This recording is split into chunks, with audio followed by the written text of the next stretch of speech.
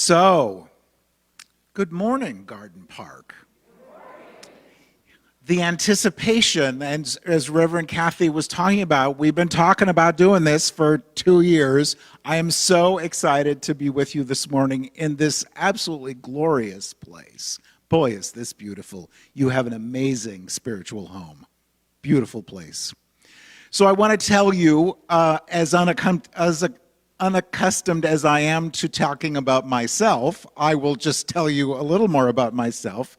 I'm the president of the board of the affiliated New Thought Network, which is an organization of New Thought, religious science, unity, divine science, and other organizations and churches and centers, as well as individuals. So if you go to newthought.org and read about us and say, you know, this sounds like a really good organization that I would like to support, you can be a member of Anton as well, and you could attend our conference where I will be and where Reverend Kathy will be October 25th to the 29th at Unity Village. If you've not had the opportunity to go to Unity Village, it is amazing and beyond. So I so invite you to be with us this year or think about it next year. Let's see, I am also a founding board member and director of relationship development for Urban Street Angels, which is an organization in San Diego that works to end youth homelessness. We have a housing program for homeless 18 to 25-year-olds. They come in with us for up to 9 months, and they have a place to sleep, 3 meals a day. We teach them life skills about managing money and finding a job and building relationships and all those things. Just an amazing organization, and we have about 120 youth in our program at any one time. Let's see, and I'm staff minister at the Ohm Center for Spiritual Living in La Mesa, which is just east of San Diego, and I wrote a book a few years ago that I will talk about. So that's me, and I'm just so glad to be with you this morning. Thanks so much for being here. And thanks to Reverend Kathy, and thanks to the board for being with me yesterday afternoon. We just had an amazing time. So my topic for today is honoring and celebrating diversity and keep your fork. It will all become clear, I promise. So think about the word diversity. When we hear that word, very often we think about diversity related to religious backgrounds, related to racial backgrounds, related to sexual orientation, those kinds of things. But this morning I'd like to share some ideas with you about diversity related to our life experiences. I'm so glad you're with me today because I'm going to talk about some things that we don't usually talk about, which is just so much fun. In this teaching that we call Unity and New Thought, we tend to focus on the positive. We get that. We know that. And that's really important because we know, you remember Jesus said in the New Testament, it is done unto you as you believe. It's so funny to me, people that look at our teachings and our beliefs as some kind of airy-fairy sort of stuff. And I'm like, hold on, let me turn to Matthew, whatever it is. That's what Jesus said. That's exactly what we teach and what we believe. We tell ourselves and one another that all is well, that everything is as it should be, that everything is in divine order, that it's all good. And that's the truth. But the fact may look very different.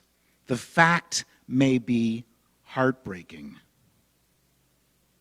As spiritual beings having a human experience, the human experience part of us feels joy and wonder and passion and excitement and anger and grief and heartbreak and loss. Do we allow ourselves to feel those feelings, or do we just push them away and try to run in the other direction? Do we allow ourselves to feel what we feel, or do we cover it up with spiritual bypass, and toxic positivity. You might have heard those terms before, and this is a shameless advertisement. I'll be talking much more about that this afternoon, 12:30 in the Fellowship Hall. Thank you. Would love it if you would join me for that. There's a Zen saying, "May we exist like a lotus at home in muddy water. Thus we bow to life as it is." Do we bow to life as it is? I almost forgot. Or do we use our spiritual magic wand? Something terrible has happened, but it's all good. Oh my God, my job. Everything is in divine order. Everything is as it should be. The TSA guys, if they went through my checked baggage, probably wondered, what in the world is he doing traveling with a magic wand? But you get the point. Do we just use the spiritual magic wand? Now, in no way am I suggesting that we stay stuck in the mud, but one of my favorite authors, Debbie Ford, once wrote, "What we can't be with won't let us be." Can we be with the anger? Can we be with the loss? Can we be with the grief so that we can allow ourselves to move through it? Your brain and my brain retains the most amazing, useless information. I bet most of us could stand up and sing the Pina Colada song. I bet you could, right? Remember from the, what was that, late 70s, early 80s? I love the Golden Girls. And a dear friend of mine in Knoxville and I trade quotes from the Golden Girls on Facebook, and actually there's a couple of groups on Facebook for people who love Golden Girls, and somebody says something and then the next 20 posts are lines, the next line and the next line and the next line. That I would use my brain for the real estate in my brain for something more important, but it's fun and it's just fine. But we remember these things. We remember these things and they become our story. In the book, The Gifts of Imperfection, Brené Brown wrote, "Owning our story and loving ourselves through that process is the bravest thing we will ever do." And she writes about this experience of perfectionism. Everything's wonderful. I'm charming and sparkling. Don't tell anybody, but I'm not always charming and sparkling. And I bet you're not either. But we try. We try to be charming and sparkling. Everything's rainbows and teddy bears. All is well. Everything is as it should be. Perfectionism, and continuing from the book, perfectionism is not the same thing as striving to be your best. Perfectionism is not about healthy achievement and growth. Perfectionism is the belief that if we live perfect, look perfect, and act perfect, we can minimize or avoid the pain of blame, judgment, and shame. But it's a shield. Perfectionism is a 20-ton shield that we lug around thinking it will protect us, when in fact, it's the thing that really prevents us from taking flight. So, what if our hair isn't perfect? What if our makeup we didn't put on this morning? Do we allow ourselves to grieve, to hurt, to be angry? This thing called life is just the most amazing, and it's so wonderful, and it's so painful. And we can allow all of those experiences and all of those feelings to be part of us. Grief, and we'll talk more about this afternoon, but I believe we grieve certainly when someone dies, when a relationship changes, when a job ends, but also when we didn't get to go to that high school graduation that we wanted to, or we haven't seen our grandchildren in a couple of years, or however it is that it didn't turn out the way we wanted. There's the opportunity for us to feel those feelings of grief and loss. This is big for me, and I have a personal experience about this thing called grief and loss. My husband and I had been together for 33 years, and he died almost 3 years ago of colorectal cancer. If any of you are nurses or have a close relationship with a nurse, you know that nurses are absolutely amazing in taking care of other people, but they don't always do so well taking care of themselves. And he didn't. And so we went through about 18 months of chemo and of all of that, and he wound up, making his transition. He wound up making his transition or dying on the way home from the Anson Conference in 2018 in the airport in Houston. So imagine, and if any of you have ever been through that, I honor and bless you, and you know it's an oh my God. But so here I am in Houston, and he's unresponsive, and so went to the desk. They called 911. Here comes the paramedics and everybody. Now, my husband was also Jerry, and Jerry loved being the center of attention. And so I'm standing in the airport in the terminal in Houston with the paramedics all around him. He loved being the center of attention, and I said, Jerry Lee Collins, if you die in this airport with everybody watching you, I will never forgive you. A little bit of humor in a otherwise not so wonderful experience. So, went to the hospital.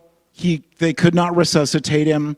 Found a hotel, got my stuff the next day, flew home, into an empty house with his luggage and my luggage, sat down, started to be human, started to grieve. And if you've ever had the experience of someone with a terminal illness, you know that it's a process, not an event, and so often we begin grieving as soon as they get the diagnosis, and keep going and keep going and keep going. So I'm there. The dog is next to me. I'm beginning the grieving process, and my ego says, up. Everything's in divine order. He's in a better place. It's all good. He's out of pain. Everything is as it should be. Yes. All those things are true, but the fact is, and so my ego and I had some almost fisticuffs. Yes, all that's true, but I'm hurting and I'm in pain. How important is it for us? How important it is for us to allow those feelings of grief and of loss and of pain so that we can heal it and move forward. If we don't, we can feel, yes, but nope, I shouldn't feel that way, so we begin to feel grief about our grief and shame about our shame. And I can go on all afternoon, but you get the point that we can develop those feelings about those feelings rather than allowing ourselves to feel it and process it through. My book is titled Coming Out to Ourselves, Admitting, Accepting, and Embracing Who We Truly Are. And I talk about my journey in New Thought, and I talk about forgiveness, and I talk about my experience with Jerry's drug addiction and use of crystal meth, and my amazing shame, because nobody I know is a drug addict. And if you've had that experience in your family or with someone you're close to, what I found out and what we know is there's no such thing as those people. There's no such thing as those people. It's just us, and us dealing with this thing called life in whatever way we possibly can. So, and you don't have to raise your hand or admit to it, and that's okay, but at your house, do you have a junk drawer? Right? Or a junk room, or a junk too? A junk room or a junk closet, or the storage room in Southern California. Oh, that I would have invested in property and put up self-storage units, because just about everybody I know has a self-storage unit full of stuff that they will absolutely never use. But no, I have to keep that. In our emotional junk drawer is the anger, is the hurt from what they said when I was in 4th grade, is the guilt about whatever that is the shame about whatever that is.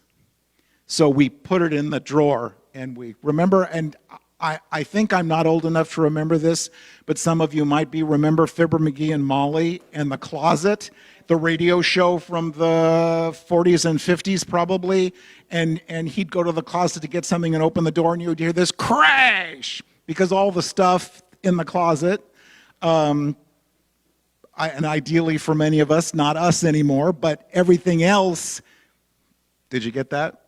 And everything else in the closet comes crashing down. But so in our emotional junk drawer are all those feelings. They're fine. We'll just move them around. They're fine. But then something happens, and somebody's driving 55 miles an hour, talking on the phone in the left lane of the 275 when you're trying to get to work and you're running late. Or you go to Costco and somebody's parked crossways in the entry because they can't find their membership card, and you just, or the Bengals receiver drops the football again, and you just explode. Or something happens and you were really going to have a salad tonight, and you wind up in the drive-thru at Skyline Chili thinking, how did this happen? Or the pint of Ben & Jerry's that you were just going to have a couple of bites of, or the lemon Oreos. Have you had lemon Oreos? Oh, dear God. They're just going to have a couple, and all of a sudden the package is missing. I can go on all day, but you get the point. We take out these emotions that we're not willing to look at in surprising and wonderful ways, when we can at any point look at them, heal them, and move forward. So we're going to talk about all that this afternoon. All this requires forgiveness, but not necessarily with the magic wand. That's one of the things I learned, and that's my other workshop when I see you next time, perhaps, about forgiveness as a process, not an event. Our beloved friend Martha Creek says, don't arrive till you get there. So how often do we say, okay, I forgive you, but there's still that stuff, to use a purely metaphysical term, there's still that stuff that we haven't processed through yet. That's a separate conversation. I love Facebook. I'm not a stockholder. I have no monetary attachment there, but there's just these most amazing wisdom and quotes, and some stuff that I just keep scrolling through. But listen to this quote I found on Facebook. Life is amazing, and then it's awful, and then it's amazing again. And in between the amazing and the awful, it's ordinary and mundane and routine. Breathe in the amazing, hold on through the awful, and relax and exhale during the ordinary. That's just living. Heartbreaking, soul healing, amazing, awful, ordinary life, and it's breathtakingly beautiful. That's this thing called life. Sometimes we have a belief when we've gone through a traumatic event, the death of someone we loved, the loss of a job, the change in a relationship, we believe that somehow life will never be good again. The truth is, life will never be the same again, but it can and will be good when we allow ourselves to keep our fork. I know that's why you came this morning, so that you could hear what the deal is with that. There's a story about an older lady that met with her minister and was making preparations for her memorial service. And she said, okay, so they laid it all out. She had made the funeral arrangements. She made the burial arrangements. And she said, now I want to be buried with a fork. And the minister looked at her kind of funny and said, why in the world would you want to do that? She said, growing up, after we ate our roast beef and our mashed potatoes and our Brussels sprouts and our turnip that we didn't want, Mother always said, keep your fork. For what's next? Dessert. What's next? So it's not the same. It's not like it was, but it's the next good, the next amazing experience. So through all of this, we keep our fork.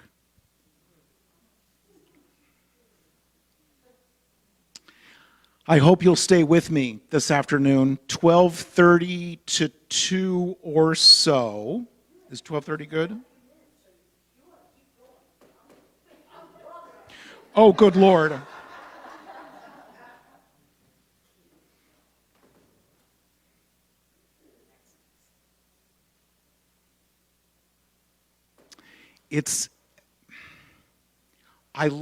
And I said this at the beginning, I love talking about what we don't talk about. We don't talk about our feelings because it's like Brené Brown wrote, it's this perfectionism, it's this, and we absolutely know that everything we say is true.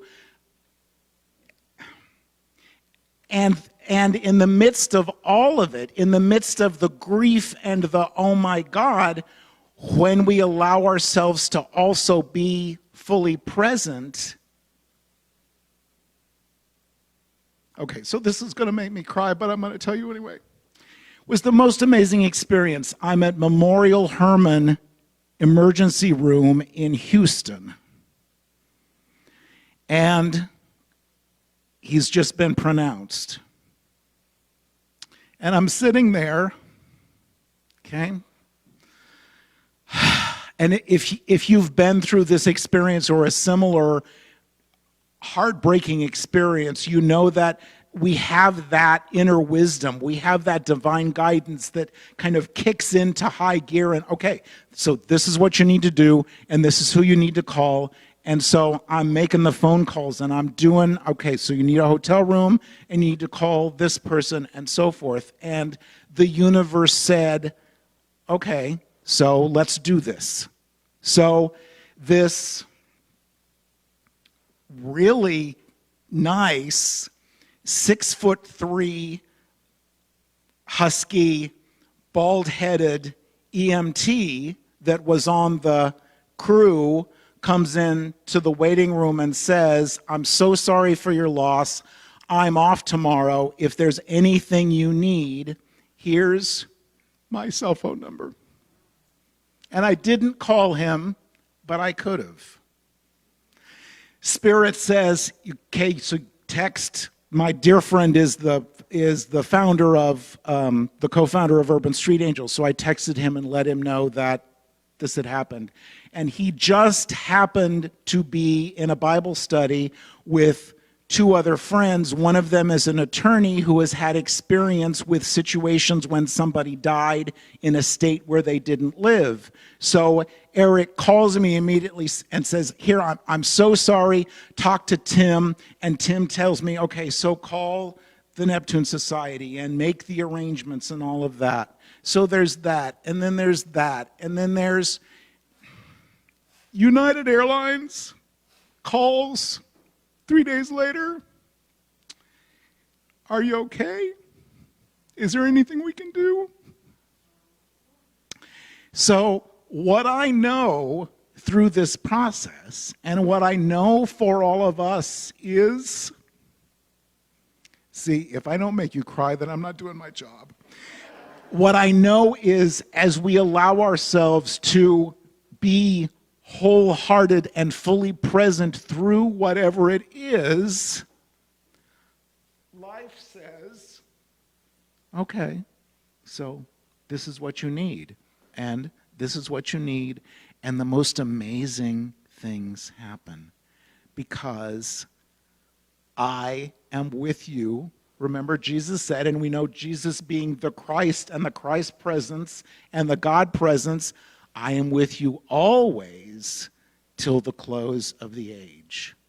And so we know that as we allow ourselves to feel this, to experience this, to have these experiences, we never, ever, ever walk alone. We are so loved, so divinely guided. And it'll be 3 years, October 17th, and I have an amazing new relationship, which is absolutely wonderful. It's not at all like the first one, but there's room in my heart, we were talking about this yesterday, room in my heart to still grieve for the old one, but also to welcome the new one. And those of you that if you've had this experience, you know that that's how it works. We leave room for the first and as well as for the second. So because if we hold it, if we deny it, we don't get the lusciousness and the joy and the wonder of this thing called life. That's what we're here for. See you this afternoon. Thank you so much.